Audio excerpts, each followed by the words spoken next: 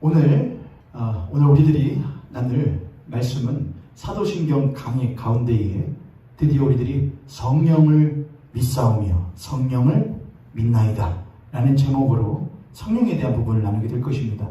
오늘 우리가 보아야 될 본문은 창세기 1장 1절부터 2절까지의 말씀입니다. 여러분 다 안 보셔도 외우실 만한 유명한 구절이지요. 우리 함께 한 마음과 한 목소리로 창세기 1장 1절과 2절을 읽겠습니다. 시작. 태초에 하나님이 천지를 창조하시니라. 태초에 하나님이 천지를 창조하시니라. 우선은 1절만 보고 그 다음에 2절을 이어서 설명하면서 보도록 하겠습니다. 우리들은 오랜 시간 동안 성부 하나님에 대하여 또한 성자 예수 그리스도에 대한 신앙이 무엇인지 대하여 나눠왔습니다. 그리고 이제 드디어 성령을 믿습니다 라는 제목으로 주제로 여러분과 함께 드디어 말씀을 나누게 되었습니다. 사도신경을 보게 되면은 누구에 대한 고백과 삼위일체 하나님에 대한 고백, 그리고 그 삼위일체 하나님으로 말미암아 이 땅 가운데에 존재하게 된 교회 공동체와 또한 성도에 대한 신앙의 고백으로 이루어져 있습니다. 삼위일체 하나님, 성부, 성자, 성령에 대한 신앙, 그리고 성부, 성자, 성령 삼위일체 하나님으로 말미암아 존재하게 된 거룩한 공교회와 또한 그분들로 인하여서 그로 인하여서 하나님으로 말미암아 있게 될 성도의 삶의 기적들 또한 약속들을 우리가 믿는다고 고백하는 것으로 사도신경이 이루어져 있다고 하는 것이죠. 그런데 아무리 보아도 큰 두 부분으로 되어 있지 않습니까? 성부 하나님, 성자 예수 그리스도, 성령 하나님, 삼위일체 하나님과 하나님이 아닌 하나님으로 말미암아 있게 된 교회와 성도, 이렇게 두 존재로 구분이 되어져 있지 않습니까? 그런데 이 두 존재가 하나의 신앙 고백 가운데에 함께 있을 수 있게 되는, 함께 있을 수 있도록 만드는 중요한 이 연결고리의 역할을 하는 분이 있는데 그 분이 바로 성령 하나님입니다. 그런데 그렇게 중요한 성령 하나님임에도 불구하고 사도신경을 보게 되면은 성부에 대해서 이렇게 하죠. 나는 전능하신 천지의 창조주 하나님을 믿습니다. 나는 그의 거룩하신 아들 우리 주 예수 그리스도를 믿습니다 하면서 쭉 나가는데 성부에 대한, 성자에 대한 고백은 사도신경에서 비중을 많이 차지하는데 성령에 대한 그 고백은, 신앙 고백은 그에 비해서 상대적으로 매우 적은 분량의, 아니 분량조차 없죠. 그냥 나는 성령을 믿사오며 이것으로 하고 있으니 너무나도 작은 분량이 아닐 수 없습니다. 그렇다면 우리는 거기에 대해서 의구심을 가질 수밖에 없죠. 왜 성령에 대한 신앙을 옛 사도들은, 옛 초대교회의 신자들은 이렇게 짧게 고백할 수밖에 없었는가? 왜 그걸로 충분하다 그들은 생각하여서 후대의 교회 공동체에게 우리는 성령을 믿사오며 라고 하는 단 한마디로 후대에게 이 신앙의 고백을 계승해 주었는가 라고 우리는 한번 생각해 보아야 될 것 같습니다. 우리가 먼저 성령을 믿는 것에 대해서 나누기 이전에 우리가 성령에 대해서 가지고 있는 잘못된 오해들을 어느 정도는 이야기를 언급을 하고 넘어가야 될 것 같습니다. 우리들은 성령에 대해서 말을 하게 되면은 가장 먼저 떠올리게 되는 어떤 이미지들이 있는데 가장 첫 번째는 아마도 방언이 아닐까 싶습니다. 우리는 성령 하면은 방언을 생각하기 마련입니다. 그런 것은 오순절 사역이라고 하는 어떤 성령 사역이라고 하는 그것이 꼭 나쁜 것은 아니지만 나쁘게 될 가능성들이 매우 농후한 사역이 하나가 바로 오순절 사역이라고 할 수가 있는데 그 오순절 사역에서 가장 중요시하는 하나의 성령 사역의 특징이 무엇이냐면 바로 방언입니다. 방언이라고 한다면은 저도 물론 뭐 방언 기도를 한다고 하고 우리 교회도 방언 기도를 하시는 우리 성도님들이 많으실 텐데 성경에서 처음에 말했던 방언은 그런 방언은 사실 아니었죠. 물론 사도 바울이 서신서에서 우리들이 방언으로 말을 할 때에 알아듣지 못하지 않지 않느냐. 그러나 우리의 하나님은 아시고 하나님은 우리의 방언을 아시고 우리의 속사람은 그것을 안다. 그렇게 바울이 말했기 때문에 우리가 오순절날 성령 강림하신 이후에 이루어졌던 초대교회의 어떤 그 이후의 방언이라고 하는 것은 적어도 우리가 지금 하고 있는 알아들을 수 없는 언어의 그런 방언이었을 것이다라고 유추하는 사람들도 많이 있습니다.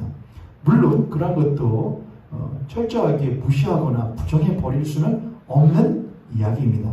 분명하게 사도 바울이 알 수 없다고 했으니까요.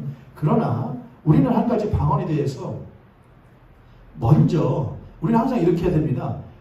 방언이 주제다. 그러면은 그 방언의 처음에 원형의 모습은 어떠했는가를 살펴봐야 됩니다. 그래야 원형은 이렇게 했었는데 그 원형이 나중에 이러한 모습으로 변화되었어 라고 한다면 비록 형태는 변화되었을지라도 그 본래의 본질을 기준으로 하여서 변화되어진 형태가 원래의 이러한 본질을 가지고 형태만 변화되는 거야 라고 설명을 할 수가 있지 않겠습니까?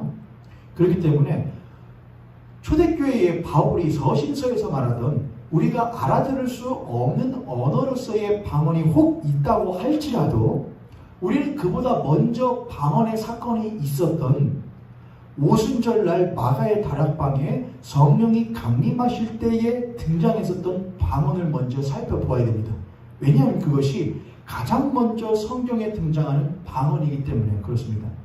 그 방언이 어떠했는지 그 모습을 먼저 살펴보고 그 모습이 방언의 원형과 또한 기준이요 본질이라는 것을 인식한 상태에서 이후에 비록 알아듣지 못하는 방언이라 할지라도 그 방언조차도 처음의 방언의 모습을 기준으로 하여서 해석할 수 있어야 된다고 하는 것입니다.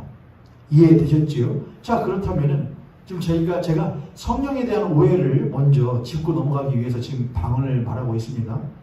방언이라는 것이 처음 오순절날 그러니까 예수님께서 승천하시고 제자들에게 너희들이 몇 날이 못되어 성령을 받으리니 그 성령을 기다리라 그렇게 명령하셨거든요. 그래서 사도들을 비롯한 성도들이 마가의 다락방에 함께 모여서 성령을 구하는 기도를 하기 시작합니다. 그때에 성령이 그들에게 임하셨고 그들이 방언을 하게 되는데 그 방언에 대해서 성경은 그렇게 말을 합니다. 그들이 각자 알지 못하는 말로 방언을 했는데 그 주변에 그 마가의 다락방 바깥으로 그 마가의 다락방에서 성령을 받은 성도들이 외치던 하던 그 방언을 듣던 마가의 다락방 바깥에 있던 외부인들이 뭐라고 말했냐면 저 사람들이 어떻게 우리의 말로 말을 하냐? 라고 말합니다. 그러니까 오순절날 마가의 다락방에서 성령 받았을 때에 그들이 했던 방언이라는 것은 알아들을 수 없는 방언이 아니라 각 나라, 족속, 백성, 방언들에게 오순절날 그 마가의 다락방 성령의 강림 사건 때에는 많은 사람들이 절기를 지키기 위해서 이스라엘 또 예루살렘으로 모여있던 때였거든요. 때문에 각 나라에서 살고 있던 유대인들이 또한 유대교를 믿는 이들이 와서 절기를 지키기 위해서 모여있단 말이죠. 근데 그들이 뭐라고 했느냐? 어떻게 우리가 우리의 나라의 말로 듣지? 내가 있던 나라의 말로 저러한 복음에 대해서 들을 수 있지? 라고 말했다는 것입니다. 그렇다면은 방언의 처음 원형과 본질은 또 그 의도는 무엇을 위한 것이었냐면은 그들이 첫 번째 이 땅의 사람들이 알아들을 수 있는 언어를 말한 것이었다. 모두가 알아들을 수 있게 각 나라의 각 족속의 각 백성들이 들을 수 있는 말로 된 방언이었다. 두 번째, 그 내용은 무엇이냐? 예수 그리스도께서 하나님께서 계획하신 것을 예수 그리스도께서 어떻게 이 땅 가운데에 성취하셨는지를 설명하는 것이었다. 그 내용이었어요. 형태는 각 사람들이 알아들을 수 있는 언어, 각 언어였고 내용은 복음이었다. 하나님의 계획하심 그리고 예수 그리스도의 성취하심이 무엇인지 그게 복음 아닙니까? 그것을 전달하는 것이었다.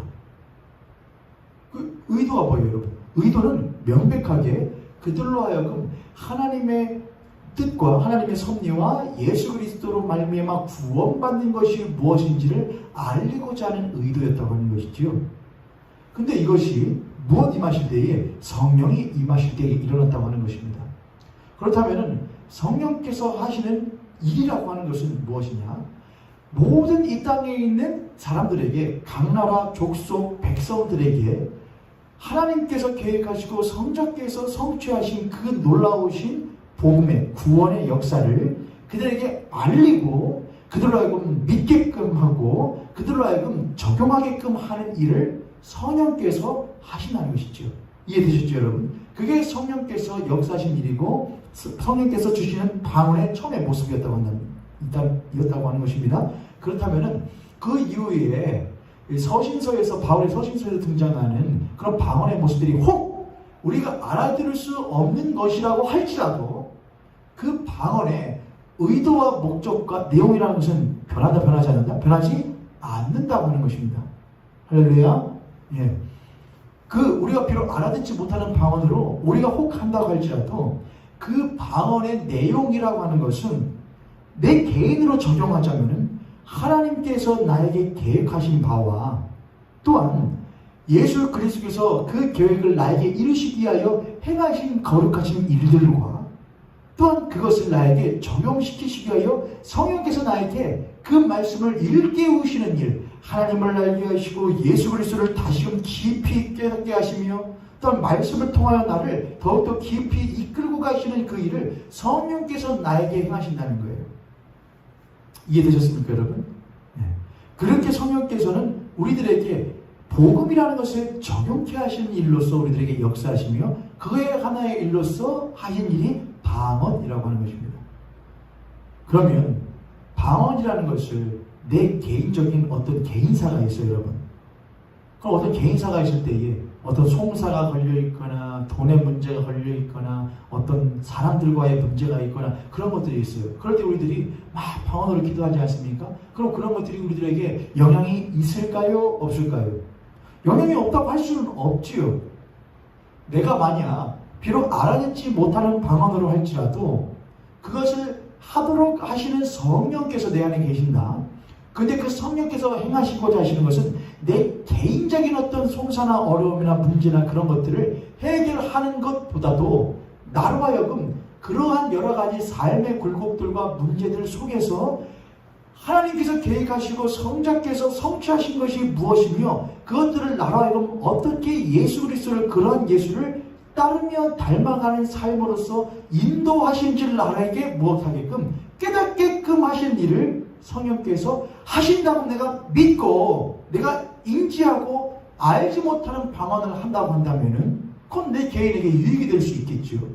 동시에 내가 누군가를 위하여서 내 마음 가운데에 누군가를 생각하면서 성도를 생각하면서 기도할 때에 방언으로 기도한다 라고 할 때에도 그 방언을 하는 이가 내 안에 계시는 성령께서는 어떠한 일을 행하시는 분인지를 인지한 상태에서 그 테두리 안에서 그걸 알고 기도를 한다고 한다면은 혹 그 사람에 대해서 어떤 무당이 하는 것이나 무속인이 하는 방식으로 그 사람에게 일을 해결해 주거나 어떤 언지를 하지는 않을 것이라고 하는 것입니다. 이해되셨습니까, 여러분? 우리가 가지고 있는 방언에 대한 오해들이 이런 것들이 있고 또 방언뿐만 아닙니다. 성령의 여러 가지 역사들이 있지 않습니까? 뭐 병을 치유하고 신유의 역사, 귀신을 쫓아내는 역사, 방언을 말하고 여러 가지 은사들이 있는데 전 여러분들이 그런 일들을 하실 수 있기를 원해요. 단 성령께서 왜 그러한 일들을 하시는가에 대한 기준이 있어야 된다고 하는 것입니다. 성령께서는 분명한 기준이 있으셔요. 왜냐하면 성령은 독단적으로 일하시는 분이 아니시라 그 성령 하나님은 성부, 성자, 성령 그 삼위일체 하나님이 동일한 하나님이시며 동일한 일을 하시는 분이시기 때문에 그렇습니다. 그것을 우리들이 올바르게 인지한 상태에서 그런 성령의 사역들을 한다고 한다면 그거는 저는 괜찮다고 생각을 합니다.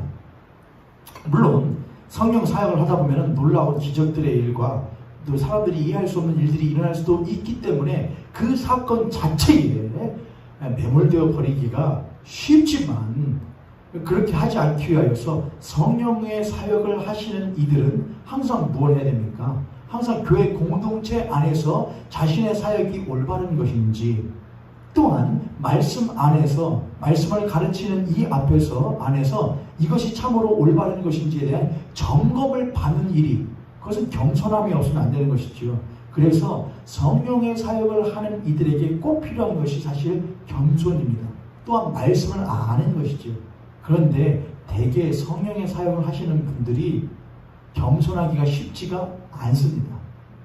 왜냐하면 그 능력이 하나님이 나를 택하였기 때문에 그런 능력이 있다고 생각하거나, 그런 능력이 나의 하나의 큰 달란트라고, 내가 소유한 것이라고 착각하기가 쉽기 마련이기 때문에 그렇지요. 여러분 모두가 그렇습니다. 저 또한 그럴걸요. 제가 만약에 귀신을 쫓아내거나 병을 낫게 한다거나 하면은 제가 어떻게 될까요, 여러분? 저 그런 것이 굉장히 약한 사람입니다. 인기에 약하고 인정에 약하고, 그러고 보면 저는 자의식이 강한, 자존감이 높은 줄 알았는데 그렇지도 않은 모양이에요. 그러고서 약하거든요. 근데 누군가 내가 무엇인가 행했을 때 그거에 대해서 인정받고 나에게 박수 쳐줄 때에 저는 솔직히 자신이 없습니다. 하나님께서 그래서 저를 사랑하시사 아직은 저에게 그런 걸 주시지 않은 모양이에요. 노원준 목사, 너 그거 줬다가는 난리나. 너 나 떠나기 십상이야. 그래서 안 주시는 것 같습니다. 그러나 저보다 훨씬 더 하나님 앞에 성실하시고 겸손하신 우리 모현교회 성도님들께서는 그러한 하나님의 크신 성령의 은사를 받고 성령 하나님 안에서 겸손함으로 그런 것들을 사용하실 수 있는 우리 성도님들 또한 모현교회 되기를 주님의 이름으로 축복합니다. 이렇게 대표적으로 우리는 성령은 방언이다, 어떤 의사, 외부적인 사역에 집중을 하게 되는데, 거기에서도 오해도 발생하는데, 성령의 제일 먼저 중심적인 것은 무엇이다? 성령 하나님은 삼위일체 하나님과 동일한 한 분 하나님이시다. 그분은 하나님이시다. 그분은 삼위일체 하나님께서 하시는 그 일을 똑같이 행하시는 분이시다 라고 하는 이 기준을 분명히 가지고 있다면 우리들이 크게 오해를 살 일이나 또는 오해에게 빠지지 아니하는 것입니다. 어떤 분들은 또 이렇게도 잘못 오해하는 경우도 있습니다. 성령을 가지고 성령은 비둘기다, 성령은 또한 불꽃이다. 물론 성령은 오순절날 강림할 때에, 성령이 강림하실 때 그들의 머리 위에 마치 불의 혀와 같은 것이,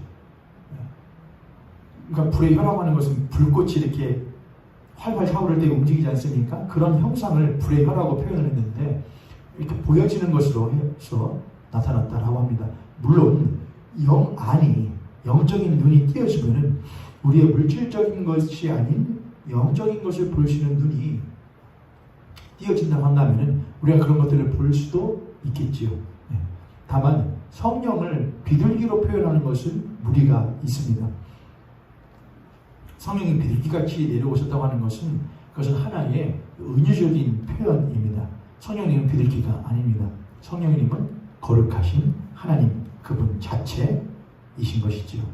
이렇게 우리들이 대략적으로 성령에 대한 오해를 좀 짚고 이제 본격적으로 본문의 내용으로 들어가도록 하겠습니다. 제가 성령에 대한 오해를 짚으면서 이런 말을 했지요. 성령 하나님을 우리들이 이해할 때에 가장 본질적으로 말해야 되는 것은, 성령 하나님은 삼위일체 하나님과 동일하신 하나님이며 삼위일체 하나님과 동일한 일을 하시는 분이라고 제가 말씀을 드렸습니다. 사랑하는 성도님들, 여러분은 성부 하나님을 믿으십니까? 그렇다면 여러분은 성령 하나님도 믿으시는 것입니다. 여러분 성자 예수 그리스도를 믿으십니까? 그렇다면 당연히 성령 하나님도 믿으시는 것입니다. 여러분 성령을 더욱더 알고 싶으십니까? 성령님을 더 깊이 크게 받고 싶으십니까? 그렇다고 한다면 여러분께서는 성부와 성자가 누구이신지를 알고 성부와 성자께서 행하신 일이 무엇인지를 알면 여러분은 성령을 알 수 있습니다. 여러분 성령이 행하신 일이 무엇인지를 알고 싶으십니까? 그러면 성부와 성자가 행하신 일이 무엇인지를 알면 됩니다. 이 전부 다가 무슨 말입니까, 여러분? 성부, 성자, 성령, 삼위일체 하나님은 동일한 하나님이시며 성부, 성자, 성령께서는 동일한 일을 행하시는 분이라는 것을 제가 지금 말씀하고자 하는 것입니다. 사도신경을 이해할 때에 아주 중요하게 하나의 기조로서 알고 있어야 되는 것이 무엇이냐? 바로 삼위일체에 대한 신앙입니다. 성부께서 행하신 일과 성자께서 행하신 일, 그리고 성령께서 행하신 일이 결코 다른 일이 아닙니다. 제가 이미 많이 말씀드렸듯이 성부께서는 삼위일체 하나님이시되 성부 하나님께서는 구원의 역사를 계획하시고 성자께서는 그 성부께서 계획하신 바를 성취하시고 성령 하나님께서는 성부가 계획하시고 성자께서 성취하신 그 구원의 역사를 교회와 또한 각 그리스도인 개인에게 적용하시며 세상 가운데에 이루어 가신 일을 누가 하신다? 성령께서 행하신다. 그래서 성령은 적용하시는 분이시다. 인도하시는 분이시다. 제가 그렇게 말씀을 드렸지요. 성부께서는 계획하시고 성자께서는 성취하시고 성령께서는 적용하시고, 다시 한번 할까요? 성부께서는 계획하시고 성자께서는 성취하시고 성령께서는 적용하신다. 우리가 이 부분만 잘 알고 있어도 삼위일체 하나님에 대하여, 또한 우리가 믿는 사도신경에 대하여, 또한 성령의 역사에 대하여 우리는 크게 오해하지 않을 것입니다. 자, 그렇다고 한다면 성부는 어떤 분이셨습니까? 성부 하나님은 그분은 사랑으로 계신 하나님이십니다. 그분은 사랑으로 모든 만물을 창조하심에 있어서 자신의 능력을 아끼지 아니하시는 전능하신 하나님이십니다. 사랑의 하나님, 또한 전능하신 사랑의 능력이 풍성하신 하나님께서는 처음에 세상을 창조하셨고, 비록 창조하신 그 하나님이 죄인들로 인하여서 어그러졌지만 그 하나님께서는 그것조차도 다시금 새롭게 창조하기를 원하시는 분이십니다. 그분이 바로 우리의 아버지이십니다. 그게 우리의 성부에 대한 고백입니다. 그런데 그 성부가 또한 누구이시냐? 성령이시라고 하는 겁니다. 성자께서는 어떤 성자이십니까? 그는 하나님의 본체이십니다. 그래서 그는 성령으로 말미암아 동정녀에게서 나셨습니다. 그는 하나님의 본체이심에도 불구하고 우리와 같은 죄인들을 새롭게 창조하시기 위하여, 새롭게 거듭나게 하시기 위하여, 모든 만물을 새롭게 하시기 위하여 고난받으시고 십자가에 죽으시기를, 자신의 생명을 내어주기를 아끼지 아니하셨던 분이십니다. 그분은 결코 사망 가운데 머물러 계시지 아니하시고 산자와 죽은 자를 심판하시기 위하여 부활하시고 승천하시어 하나님 보좌 우편에 계시다가 반드시 재림하실 재림의 심판의 주님이십니다. 그런데 그 성자께서 누구와 동일하다고요? 성령 하나님과 동일하다고요. 성부는 성자와 동일하고 성자는 성령과 동일하며 성령은 성부와 동일합니다. 삼위일체 하나님은 동일합니다. 자, 우리는 지금까지 성부와 성자에 대해서 기나긴 시간을 할애해서 우리가 그분을 믿는다는 것이 무엇인지를 배워왔습니다. 믿음의 내용이 무엇인지를 배워왔다는 것이죠. 자, 그런데 성부께서 계획하시고 성자께서 성취하셨는데 성자 예수께서 이렇게 말씀하십니다. 너희들은 몇 날이 못되어 성령을 선물로 받으리라. 너희들은 성령을 기다리라. 그렇게 말합니다. 그리고 성자께서는 뭘 하시죠? 승천하십니다. 떠나신다는 것이죠. 근데 성자께서는 이런 또 아이러니한 말을 하시죠. 떠나긴 떠나는데 뭐라고? 내가 너희와 세상 끝날까지 함께 있으리라고 말씀하셔요. 이게 무슨 말씀이죠, 여러분? 성자께서는 떠나셨잖아요. 승천하셨잖아요. 근데 너희들과 항상 함께하리라고 말씀하시잖아요. 대신에 성자께서는 나는 가고 누가 너에게 오시니? 성령께서 너에게 오시니? 이렇게 말씀하셨거든요. 그러니까 성자께서는 성부는 원래 위에 계셨고 성자는 위에 계시다가 내려오셨다가 다시 올라가셨고 대신에 누가 내려오셨다? 성령께서 내려오셨다. 지금 우리는 성령 하나님과 함께하고 있다. 그러면 성부, 성자 하나님, 성령 하나님은 이 땅에 계시는 것이고 성부와 성자는 저 위에 있는 것입니까? 이게 삼위일체 하나님을 잘못 이해하고 있는 것이죠. 삼위일체 하나님은 어떻게 무엇이신데 하나이신데 어떻게 따로따로 계신단 말입니까? 그렇죠, 여러분. 성령께서 여기에 계신다면 성부도 여기에 계시는 것입니다. 성자도 여기에 계시는 것입니다. 성부와 성자가 거기 계신다면 성령도 거기 계시는 것입니다. 하나님께서 계시지 못할 곳은 없는 것이죠, 여러분. 그 어디나 계시는 것이며 자신의 사랑하는 백성과 자신의 사랑하는 교회를 위하여 어디에나 계시는 것이 거룩하신 삼위일체 하나님이신 것이지요. 할렐루야. 때문에 예수께서 너희들은 성령을 기다리라. 나는 가고 그가 오시리라. 그러나 내가 세상 끝날까지 너희와 항상 함께 있으리라 라고 하신 그 말씀에서 우리는 무엇을 발견할 수 있는 것이지요? 성령과 함께이신 하나이신 성자를 발견할 수 있는 것이지요. 우리가 성령 하나님과 동행하고 있습니까? 성령이 내 안에 계십니까? 우리가 성령으로 힘입었습니까? 그렇다면 예수 그리스도께서 내 안에 계시는 것입니다. 우리가 예수 그리스도와 동행하고 있는 것입니다. 예수께서 우리와 함께 세상 끝날까지 계시는 것임을 믿으시기를 바랍니다. 성령께서는 우리와 함께 계십니다. 그리고 성부, 성자와 동일한 하나님으로서 늘 함께 계십니다. 자, 그런데요. 예수께서 아무튼 가신다고 하시고 남은 이들에게 뭐라고 말씀하시느냐? 너희들은 성령을 기다리라 말씀하십니다. 그분께서 삼위일체 하나님이시기 때문에 여기도 계시고 저기도 계시는 것은 이제 이해하겠어요. 그런데 성자께서는 이렇게 하시죠. 십자가에 죽으시고 부활하셨죠. 그건 이제 된 거예요. 하나님께서 계획하셨던 것, 그 계획이 무엇입니까? 하나님의 그 영원하신 계획은 어디에 드러나 있느냐? 창세기 1장 1절과 2절에 되어 있는 거예요. 저희들 읽었죠. 태초에 하나님이 천지를 창조하시니라.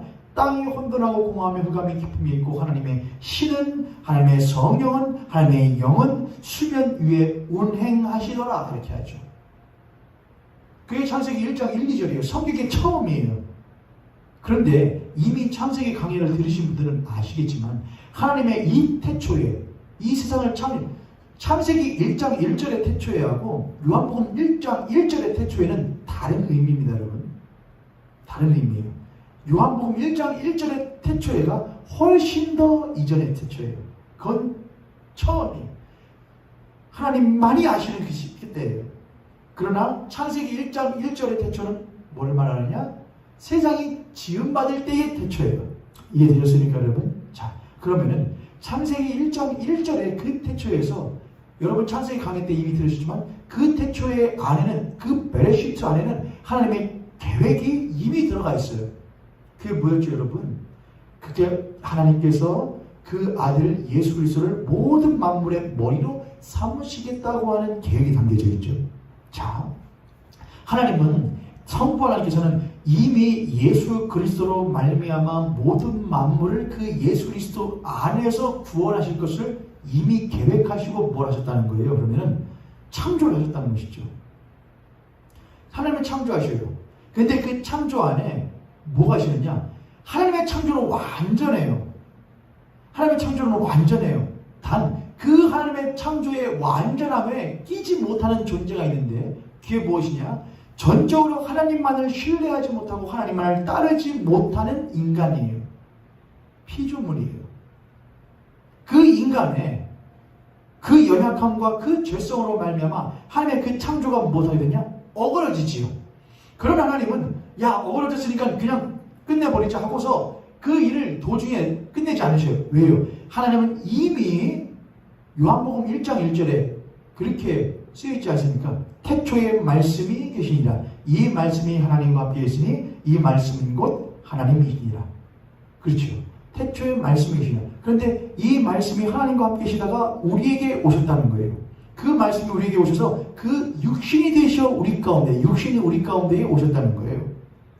하나님은 이미 그 예수 그리스도가 이 땅 가운데 오셔서 육신이 되셔 이 땅 가운데에 오실 것을 계획하신 상태에서 창조를 행하셨고 그 창조가 인간으로 말미암아 어우러졌다고 할지라도 그것조차도 하나님의 무엇 안에 있다는 것이냐? 하나님의 계획하심 안에 있다는 거예요. 귀한 것이 귀한 것임을 알게 하고 하나님이 하나님이심을 알게 하고 인간이 인간임을 알게 하는 그 모든 것을 위하여 하나님께서는 그 모든 것을 계획하셨다고 하는 것입니다.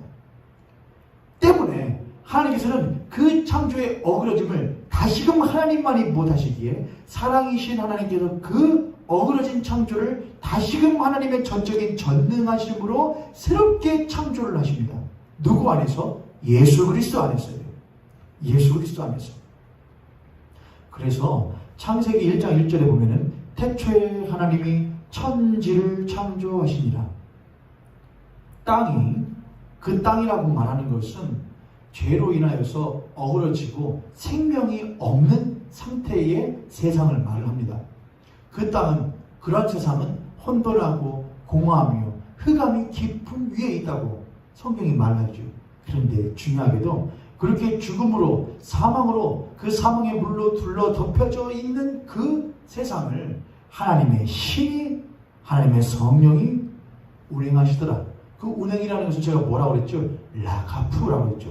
둘러덮고 암탉이 자신의 알을 둘러덮고 그 알을 돌려가면서 그 알 안에서 새로운 생명이 출생할 수 있도록 돕는 그 일을 라카프라고 한다고 그랬죠. 자, 그런데 이 성령께서 그 수면을 운행을 하시면서 새로운 창조가 일어날 수 있도록 돕는 그 일에, 그 처음에 창조의 사건에 누가 등장하고 있다는 것이죠? 성령 하나님께서 등장하고 있다는 것입니다. 그 다음 창세기 1장 3절 하면은 이렇게 하죠. 하나님께서 말씀하시되 빛이 있으라 하시니, 이게 뭐예요? 말씀이지 않습니까? 그런데 그 말씀이 곧 누구라고 했죠? 예수 그리스도라고 했죠. 결국 처음에 창조는 삼위일체 하나님 모두의 공조로 인하여서 이루어지게 된 것입니다.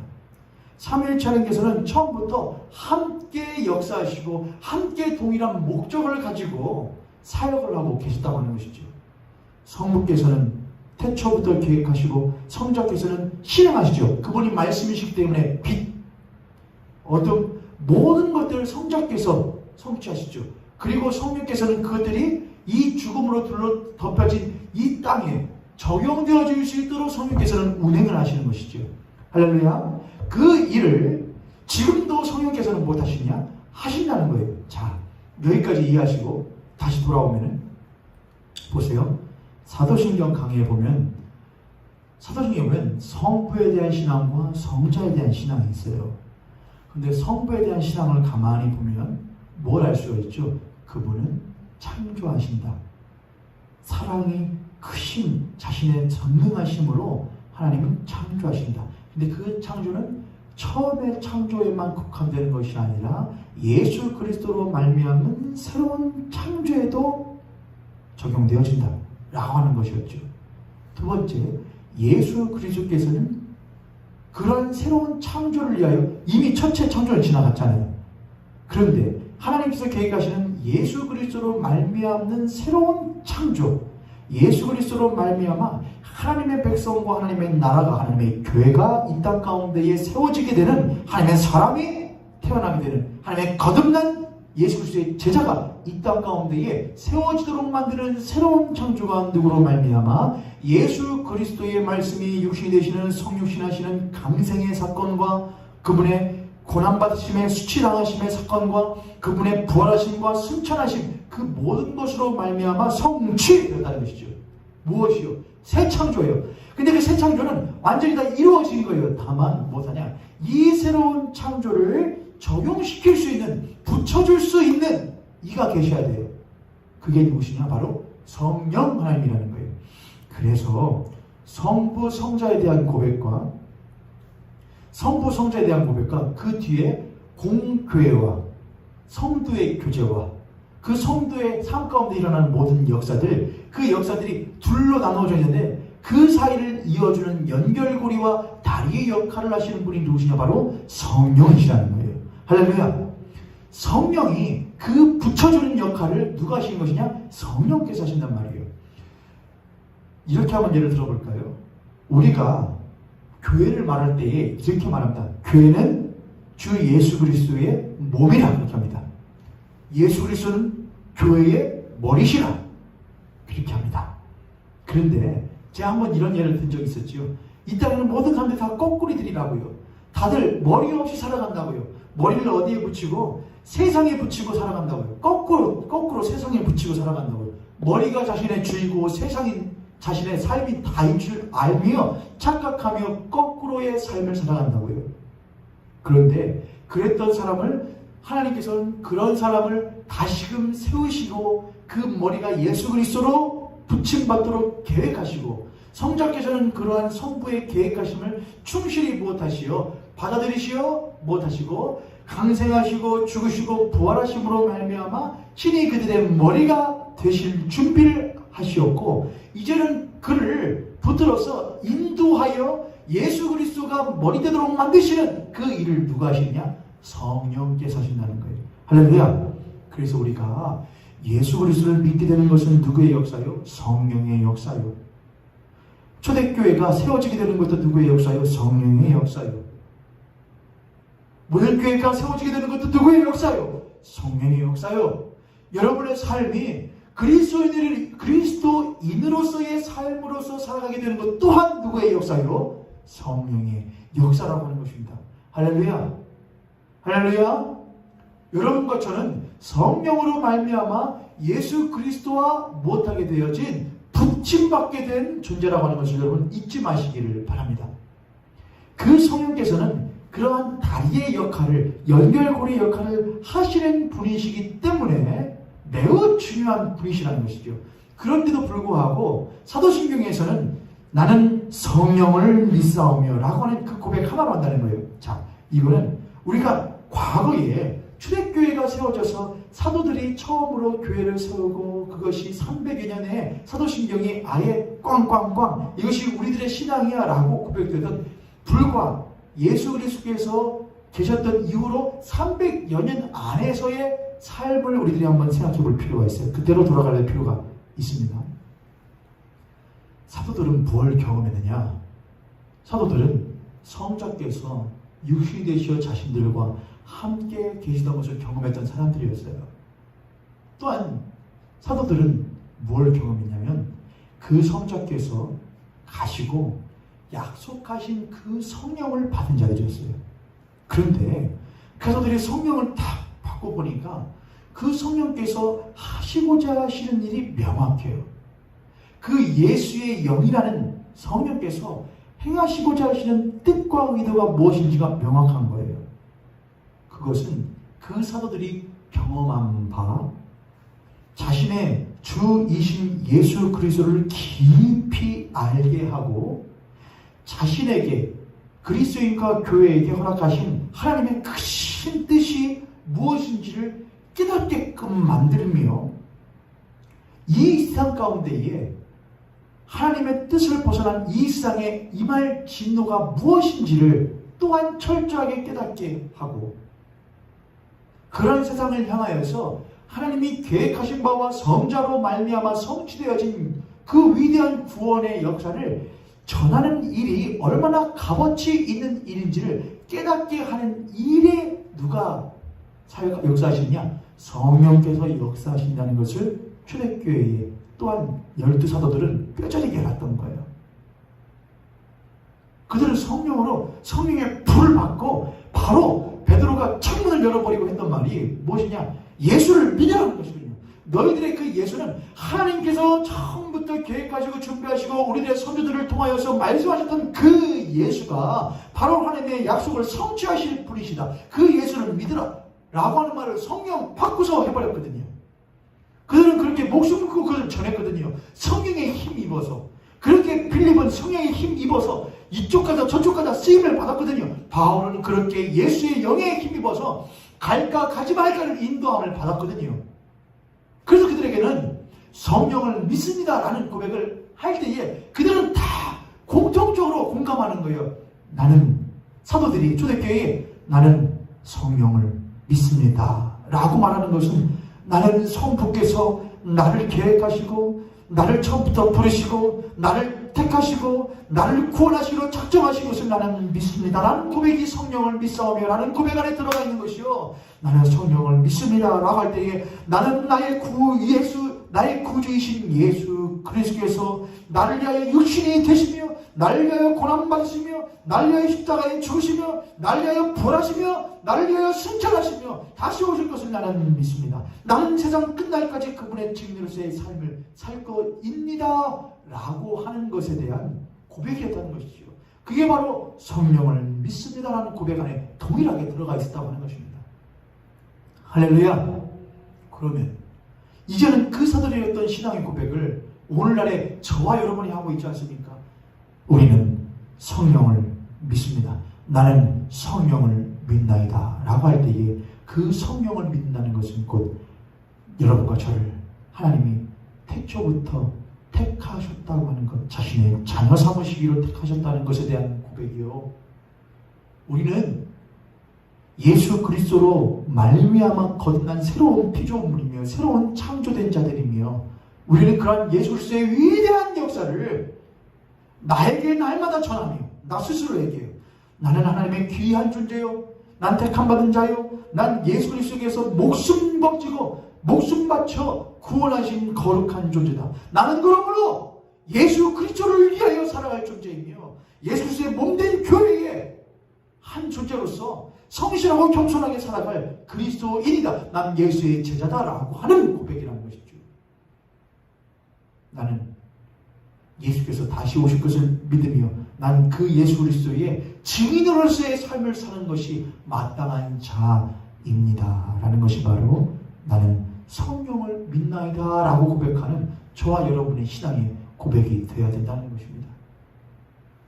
단순히 성령을 믿습니다라고 할 때 성령이 무엇인가 내 마음을 막 뜨겁게 만드시고 성령이 무엇인가 나에게 막 역사를 하셔가지고서는 무엇인가 이적을 해자고 기사를 하고, 여러분 이적과 기사는 성경을 보면은 이방의 신을 믿는 이들도 구약 때도 했고요 신약 때도 했고요 그런 거 믿지 말라고 쓰여 있다고요. 데살로니가 전서 같은 데 보면요. 근데 혹 그런 것을 넘어가요. 이적과 기사와 표적이 넘어가지 말고 무엇을 봐야 된다고요? 그 성령은 성부와 성자와 동일한 하나님이라는 것을 집중해야 된다고요. 성부와 성자와 성령은 동일한 하나님이며 동일한 일을 행하시는 분이라는 거예요. 절대로 나를 위하여 역사하시는 분이 아니에요. 성령 하나님은 나를 위하여 역사하시는 분이 아니에요. 나를 위하기보다도 나를 통하여 하나님의 일을 이루시는 분이 성령이에요. 할렐루야. 그럼 성령을 믿습니다라고 말할 때에 성령에 대한 신앙을 나 중심적으로 개인 신앙 중심적으로만 국한하면은 절대로 뭘 할 수 없냐? 절대로 그 다음에는 거룩한 공교회와라고 하는 신앙의 고백으로 나아갈 수가 없어요. 여기를 보세요, 여러분. 여기까지만 하면 오늘 마실 수 있을 것 같아요. 다음 주에도 성령을 믿나이다 한 번 더 할 겁니다. 성령께서 처음으로 강림하실 때에 무슨 사건이 일어나냐면은 마가에다가 오순절날 성령이 강림하실 때에 그 위대한 베드로의 설교가 있은 다음에 교회가 처음으로 초대 교회가 형성됩니다. 근데 그 교회는 공동체였거든요.